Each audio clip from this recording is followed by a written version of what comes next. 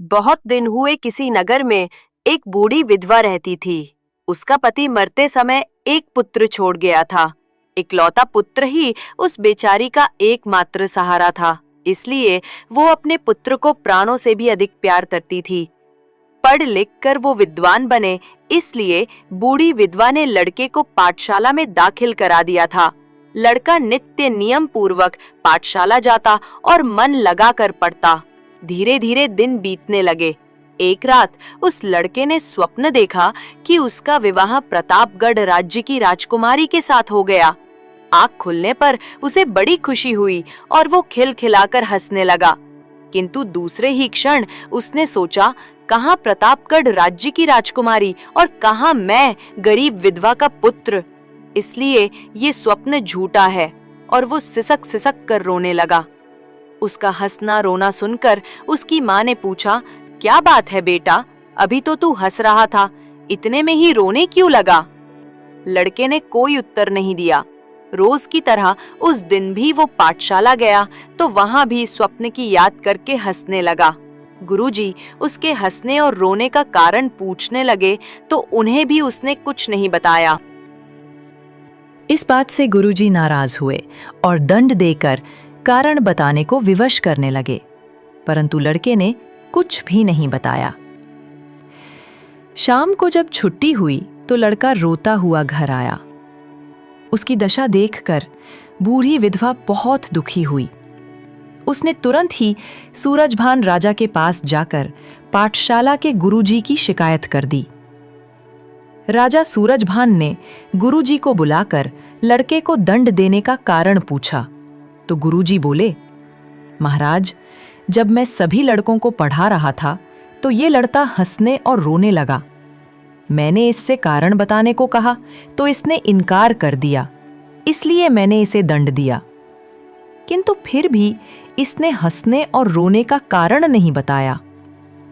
राजा सूरजभान नड़क से पूछा, क्यों लड़के, तुम क्यों हंसने और रोने लगे थे?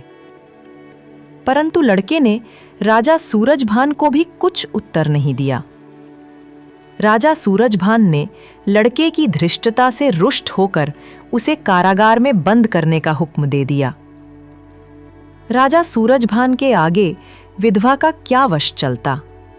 लाचार हो बेचारी रोती पीटती घर चली आई। इसके थोड़े दिनों बाद प्रतापगढ़ राज्य का राजदूत राजा सूरजभान के दरबार में आया। राजदूत ने राजा सूरजभान को एक पत्र और 3 लकड़ी गड्ढे दिए। राजा ने प्रतापगढ़ राज्य के राजा का भेजा हुआ पत्र खोलकर पढ़ा। उसमें लिखा था कि इन तीनों लकड़ियों में कौन सी लकड़ी सिरे की है, कौन सी बीच की है और कौन सी नीचे की है। या तो इस प्रश्न का उत्तर दो, नहीं तो युद्ध के लिए तैयार हो जाओ। राजा सूरजभान ने पत्र पढ़ा तो राज्य भर में ढोल पिटवा दी। जो प्रतापगढ़ राज्य के राजा सूरजभान के प्रश्न का उत्तर बताएगा उसे 500 रुपया पुरस्कार में दिए जाएंगे। राजा सूरजभान की इस घोषणा की चर्चा इधर उधर होने लगी। लोग प्रतापगढ़ के राजा सूरजभान के प्रश्न का उत्तर सोचने लगे। उसी रात जेल के पास से एक बूढ़ी दासी कुछ बड़बड़ाती हुई जा रही थी। जेल के सीकचों में से लड़के ने बुढ़िया को बुलाकर पूछा, क्या बात है बुढ़िया, सारे राज्य में किस बात की चर्चा इतने जोर से हो रही है? बुढ़िया ने कहा, अरे लड़के, तू क्या समझेगा? अलीगढ़ के राजा दयाल ने हमारे महाराज के पास लकड़ी के 3 टुकड़े भेजे हैं और कहता है कि लकड़ी के इन तीनों टुकड़ों में कौन सा टुकड़ा सिरे का है, कौन सा बीच का है और कौन सा नीचे का है।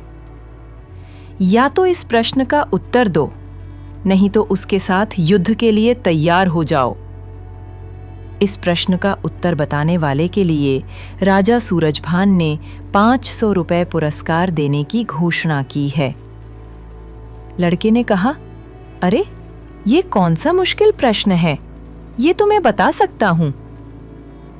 बुढ़िया ने कहा, बेटा तू इसका उत्तर मुझे बता दे, मैं गरीब बुढ़िया हूं। 500 रुपया इनाम में मिल जाएंगे तो जीवन आराम से कट जाएगा। लड़के ने कहा, अच्छा जा, एक बड़े बर्तन में पानी भरकर उसमें तीनों लकड़ियों को बारी बारी से डाल देना। जो लकड़ी तुरंत ही पानी में डूब जाए वो सिरे की होगी, जो थोड़ा तैरकर फिर डूबे वो बीच की होगी। सबसे बाद में काफी देर तैरकर डूबने वाली लकड़ी सबसे नीचे की होगी। दूसरे दिन दरबार में पान का बीड़ा रखा गया। राजा ने कहा, अलीगढ़ के राजा के प्रश्न का उत्तर जो बता सके पान का बीड़ा उठा ले। प्रश्न का उत्तर बताने वाले को 500 रुपए पुरस्कार दिए जाएंगे। भीड़ में से बुढ़िया दासी निकली और उसने लपक कर पान का बीड़ा उठा लिया। राजा सूरजभान ने उसे तीनों लकड़ी के टुकड़े देकर कहा, बताओ इनमें से कौन सा टुकड़ा सिरे का है, कौन सा बीच का है और कौन सा नीचे का। बुढ़िया दासी एक घड़ी की मोहलत मांगकर दरबार से बाहर बाग में गई। वहां बड़े से बर्तन में पानी भरा हुआ था। लकड़ी के टुकड़ों को उसने बारी बारी पानी में डालकर निशान लगा दिए। दूसरे ही क्षण बुढ़िया ने लकड़ी के टुकड़ों को राजा सूरजभान के सामने रखते हुए निशानों द्वारा बताया कि कौन सी लकड़ी सिरे की है, कौन सी बीच की है और कौन सी सबसे नीचे की है। राजा सूरजभान बुढ़िया दासी के उत्तर से बहुत प्रसन्न हुआ। उसने बुढ़िया को 500 रुपया इनाम देकर अलीगढ़ के राजा के प्रश्न का उत्तर भेज दिया। उत्तर के साथ साथ राजा सूरजभान ने यह भी लिख भेजा कि तुम्हारे प्रश्न का उत्तर मुझे सोचने की जरूरत नहीं पड़ी, इसका उत्तर तो हमारी बुढ़िया दासी ने ही बता दिया। प्रतापगढ़ राज्य के राजा ने उत्तर पाने के तुरंत बाद ही राजदूत के द्वारा 3 गाय राजा के पास भेजी। उनके साथ एक पत्र भी लिखकर भेजा कि इन तीनों गायों में कौन सी माँ है, कौन सी बेटी है और कौन सी बेटी की बेटी है। इस प्रश्न का उत्तर शीघ्र ही भेजो, नहीं तो युद्ध के लिए तैयार हो जाओ। राजा सूरजभान ने फिर राज्य में घोषणा करवा दी कि जो अलीगढ़ के राजा के प्रश्न का उत्तर बताएगा उसे 500 रुपए इनाम दिए जाएंगे। राजा की इस घोषणा की चर्चा भी चारों ओर फैल गई।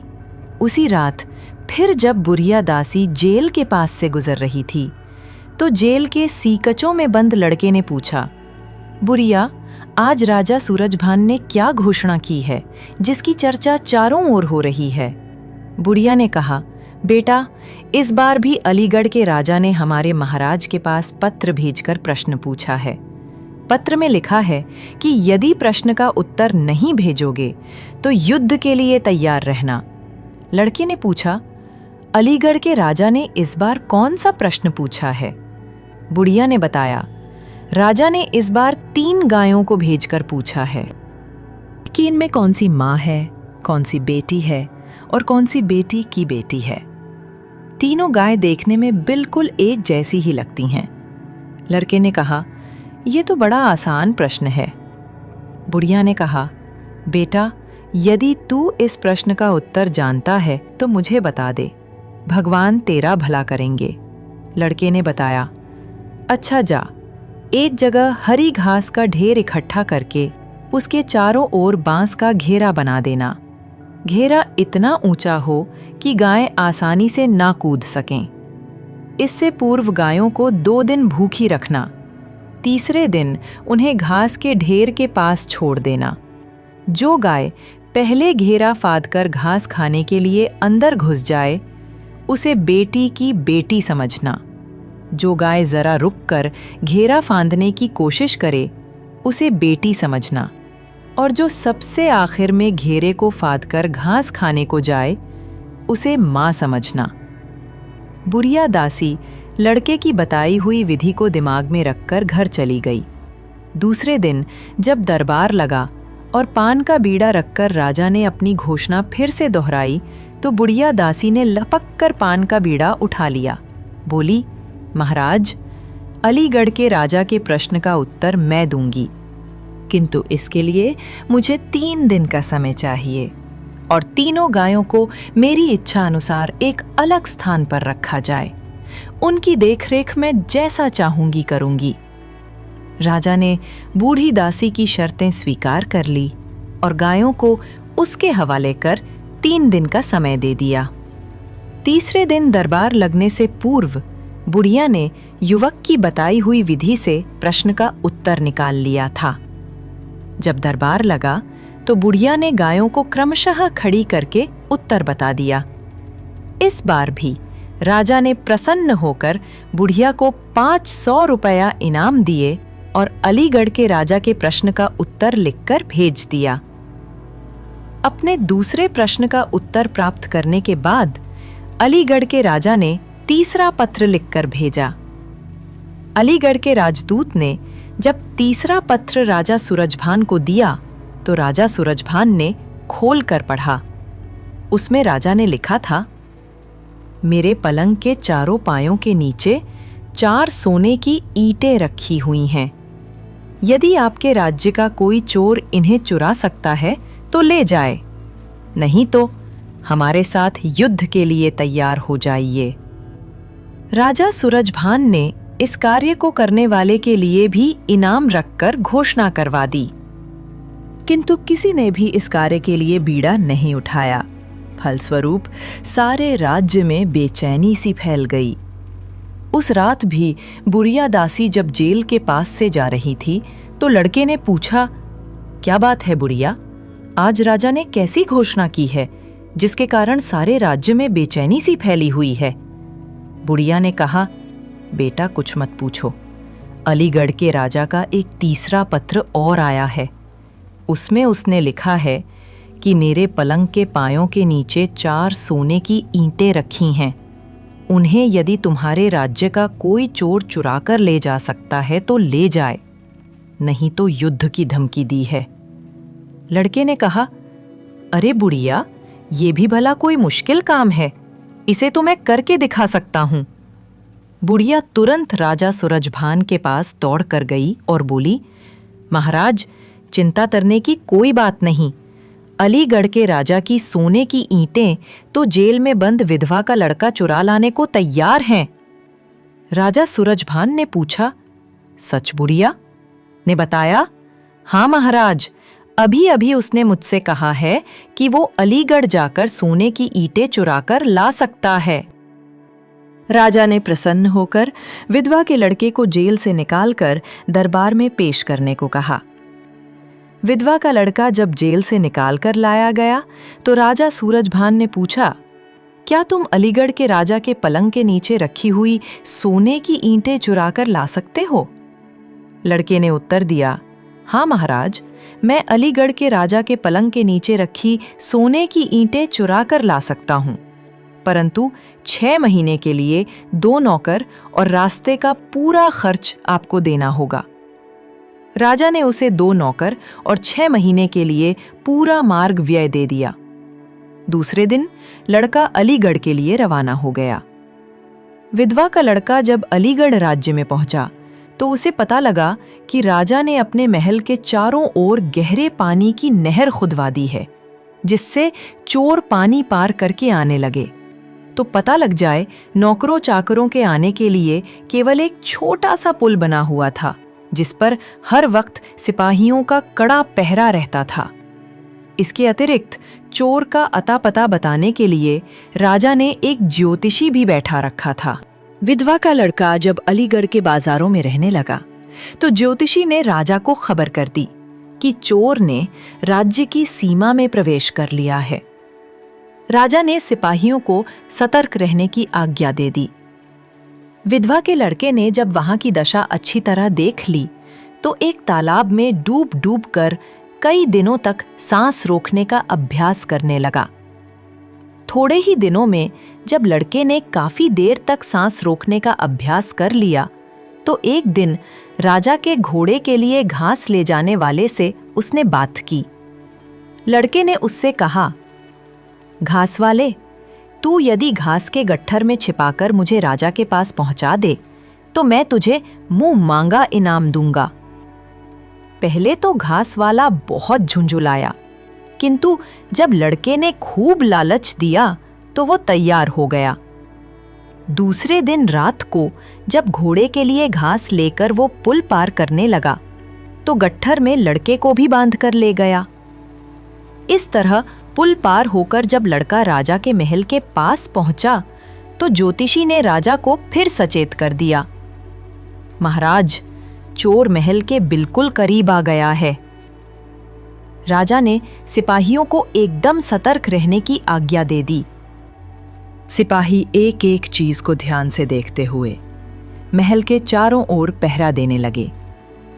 रात को जब राजा अपने पलंग पर सो गया तो लड़के ने महल के भीतर घुसने की कोशिश की, किंतु सिपाही इतने सतर्क थे कि महल के आसपास छुपकर रहना भी उसके लिए कठिन हो गया।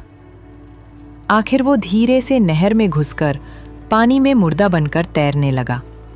सुबह होने पर राजा ने फिर ज्योतिषी को बुलवाकर पूछा तो ज्योतिषी ने बतलाया कि चोर पानी में मुर्दा बनकर तैर रहा है। ज्योतिषी की इस सूचना से राजा ने सिपाहियों को भेजकर जब पता करवाया तो वास्तव में एक लड़का पानी में तैर रहा था। राजा ने अपने सिपाहियों को आदेश दिया कि इस लड़के को पानी से बाहर निकालकर मेरे सामने पेश किया जाए। सिपाहियों ने ऐसा ही किया। वो लड़का बिल्कुल मुर्दा बनकर दम साधे हुए मुर्दों की तरह पड़ा हुआ था। राजा ने आज्ञा दी कि इसे घोड़े की पूंछ में बांधकर महल के चारों ओर घसीटा जाए।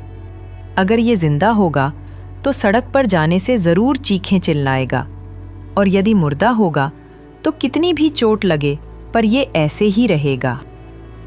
राजा की आज्ञा अनुसार लड़के को रस्सी से बांधकर घोड़े की पूंछ में बांध दिया गया। घोड़े पर एक आदमी सवार होकर उसे महल के चारों ओर सड़क पर घसीटने लगा। लड़के की पीठ कंकरियों की रगड़ से कई स्थानों पर छिल भी गई, पर वो टस से मस नहीं हुआ। अंत में राजा ने घोड़े की पूंछ से छुड़वाकर उसे फिर नहर में फेंक देने को कहा, क्योंकि उसे विश्वास हो गया कि वो लड़का जीवित नहीं बल्कि मुर्दा है। लड़के को नहर में फेंकवाकर राजा ने फिर ज्योतिषी को बुलवाकर कहा, ज्योतिषी, तुम्हारी की गई भविष्यवाणी तो बिल्कुल गलत साबित हुई। तुम तो पाखंडी हो और मेरे दरबार में पाखंडियों के लिए कोई स्थान नहीं है।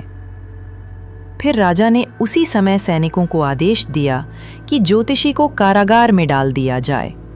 इसके बाद राजा ने ज्योतिषी को बंद कर दिए और केवल सिपाहियों को सतर्क रहकर पहरा देने का आदेश दिया।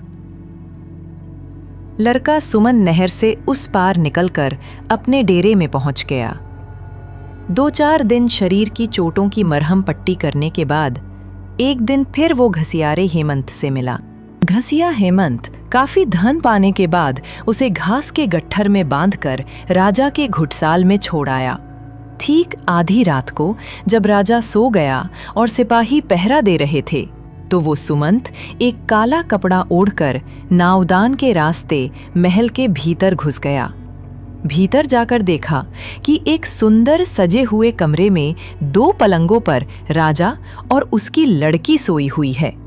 सुमंत चुपके से कमरे में घुसकर पहले राजा की लड़की के पास गया और उसे धीरे से जगाकर बोला, मैं यमदूत हूं, चलो, तुम्हें यमराज बुला रहे हैं। राजा की लड़की सुनीता ने उसे काले कपड़ों में देखकर सचमुच यमदूत मान लिया और घबराकर बोली, नहीं, अभी मैं मरना नहीं चाहती, मेहरबानी करके मुझे छोड़ दो। सुमंत ने कहा, अच्छा, अगर तुम मरना नहीं चाहती तो एक तरकीब करो जिससे तुम्हारी जान बच जाए, नहीं तो मेरे सिवा कोई और दूत आएगा और आज तुम्हें जरूर यमदूत के पास ले जाएगा। सुनीता ने कहा, मैं अपनी जान बचाने के लिए आप जो कहेंगे सब कुछ करने को तैयार हूं। सुमंत ने कहा, अच्छा, ये बड़ा संदूक खोलो और उसमें तुम बैठ जाओ। मैं बाहर से ताला बंद कर दूंगा। फिर कोई दूसरा दूत भी आएगा तो तुम्हें यहां ना देखकर वापस चला जाएगा। सुनीता ने संदूक खोल दिया। उसके भीतर बैठ जाने पर सुमंत ने बाहर से ताला बंद कर दिया। इसके बाद उसने धीरे से राजा को जगाया और बोला, जल्दी चलो, मैं यमदूत हूं, तुम्हें यमराज ने बुलाया है। राजा के प्राण सूखने लगे वह हाथ जोड़कर बोला, नहीं, मैं अभी मरना नहीं चाहता, मेहरबानी करके मुझे छोड़ दो। सुमंत ने कहा, अच्छा, अगर तुम अभी मरना नहीं चाहते तो एक काम करो, तब तो शायद तुम्हारी जान बच जाए, नहीं तो मेरे बाद कोई दूसरा दूत आएगा और वह अवश्य तुम्हारी जान निकाल कर ले जाएगा। राजा ने गिड़गिड़ाकर कहा, मैं अपनी जान बचाने के लिए आप जो कहेंगे करने को तैयार हूं। सुमंत ने कहा, अच्छा, देर मत करो, तुम जल्दी से उस दूसरे संदूक में बैठ जाओ, मैं बाहर से ताला लगा देता हूं। यदि मेरे बाद भी कोई यमदूत आएगा तो तुम्हें यहां ना देखकर वापस चला जाएगा। राजा ने एक भी क्षण की देर नहीं लगाई। उसे भी जब संदूक में बंद कर दिया तो सुमंत ने पलंग के नीचे से 4 सोने की ईंटें उठाकर अपने पास रख ली। फिर उसने अपने ऊपर का काला कपड़ा फेंककर झटपट राजा का भेष बना लिया। राजा का भेष बनाकर वह महल के बाहर इधर उधर घूमने निकला तो सभी सिपाही उसे झुक झुक कर सलाम करने लगे। उसने सिपाहियों को डांट कर कहा, खबरदार, अगर एक चींटी भी महल के भीतर घुसी तो सवेरे तुम सबका सिर धड़ से अलग करवा दिया जाएगा। और देखो, मैं कुछ देर के लिए नगर में सैर करने के लिए जा रहा हूं, इसलिए तुम सब और भी होशियारी से पहरा देते रहना। कोचवान को कहो जल्दी से गाड़ी महल के दरवाजे पर लाई जाए। एक सिपाही दौड़कर कोचवान को बुला लाया। गाड़ी महल के दरवाजे पर खड़ी कर दी गई। कोचवान से कहकर सुमंत ने दोनों संदूकों को गाड़ी में रखवा दिया और सोने की 4 ईंटें बगल में रखकर गाड़ी में बैठ गया। धीरे धीरे गाड़ी पुल के बाहर हुई। सभी सिपाही बार बार उसे राजा समझकर सलाम करते जा रहे थे। पुल पार हो जाने के बाद उसने कोचवान से गाड़ी को तेज हाँकने को कहा। शहर में आकर सुमंत ने दोनों नौकरों को भी गाड़ी पर बैठा लिया। तेज से तेज रफ्तार से गाड़ी हाँककर कोचवान ने सवेरा होते होते उन्हें प्रतापगढ़ राज्य की सीमा पर पहुंचा दिया। कुछ ही समय में विधवा का लड़का सुमंत अपने राज्य में पहुंचकर राजा के दरबार में हाजिर हुआ और उसने अलीगढ़ के राजा के पलंग के नीचे की 4 सोने की ईंटें राजा सामने रख दी। राजा उसे शाबाशी देने लगा तो सुमंत ने संदूकों की चाबी देते हुए कहा, महाराज, इन संदूकों को भी खोलकर देखिए, शायद इसमें भी कुछ माल निकले। राजा को संदूकों की चाबी देकर लड़का अपनी माता से मिलने चला गया। राजा ने दोनों संदूकों को खोला। उनमें अलीपुर के राजा और उसकी लड़की को देखकर राजा के आश्चर्य का ठिकाना न रहा। अलीपुर का राजा संदूक से बाहर निकलते ही राजा के पैरों पर गिरकर बोला, महाराज, आप बड़े योग्य और निपुण हैं। हम हार मानकर अपनी लड़की की शादी उस युवक के साथ करना चाहते हैं जिसने ये सब कौतुक किया है। राजा ने विधवा के लड़के सुमंत को बुलाकर अलीपुर के राजा की बात मान लेने को कहा। अलीपुर के राजा ने जब अपनी लड़की की शादी विधवा के लड़के के साथ कर दी तो सुमंत ने अपने राजा को बताया, महाराज, अब मैं आपको अपने हंसने और रोने का कारण बताता हूं। एक रात मैंने स्वप्न में देखा था कि मेरी शादी अलीपुर के राजा की लड़की के साथ हुई है। इस स्वप्न को सोचकर मैं खुशी के मारे हंस पड़ता था, किंतु दूसरे ही क्षण जब मैं अपनी गरीबी पर विचार करता था तो तुरंत ही रो पड़ता था। अब चूंकि मेरा स्वप्न साकार हो गया है, इसलिए मैंने आपको बता दिया। राजा ने विधवा के लड़के की प्रशंसा की। उसने हमेशा के लिए उसे सुख साधन देते रहने का वचन दिया। तो दोस्तों, मुझे पूरी उम्मीद है कि आपको ये कहानी बहुत ही पसंद आई होगी। तो इसी तरह की कहानियां देखने के लिए आप चैनल को सब्सक्राइब कर लीजिए। वीडियो अच्छी लगे तो उसे लाइक कीजिए और साथ ही साथ अपने अच्छे अच्छे कमेंट करना बिल्कुल मत भूलिएगा।